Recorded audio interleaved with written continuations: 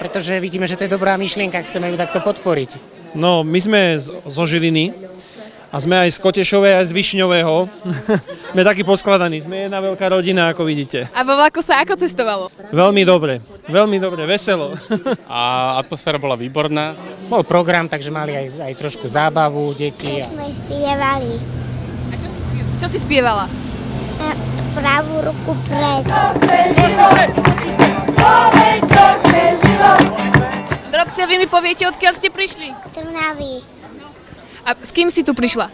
S mamičkou, s otcom a s bratom a sestrou. Lebo nám záleží na tom, aby život bol chránený. Od svojho začiatku až po koniec. A všetko, čo s tým súvisí. Že môžeme vyjadriť svoj názor. Podkrývaní ja bývam. Ona býva v Podkrývaní, tadiaľ je.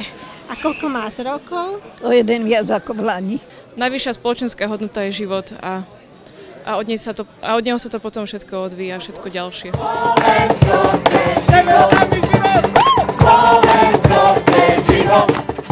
Život ako taký. Život je krásny, takže kto má rád život, môže podporiť túto akciu.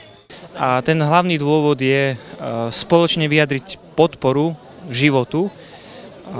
Takže viac menej tie hodnoty, v ktoré verím, tak ich takto preukázať aj navonok, aj takýmto spôsobom.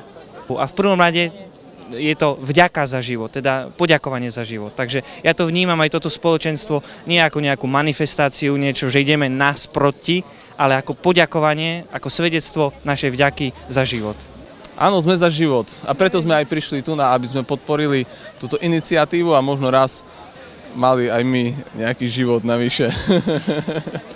Pretože slúžim vo viacerých aj spoločenstvách, aj tak ako dobrovoľnička a dobrovoľníctvo mi naozaj veľa dáva a chcem podporiť svojimi vlastnými silami túto akciu, pretože je to, ja si myslím, že naozaj veľmi potrebná akcia a veľmi pekná akcia.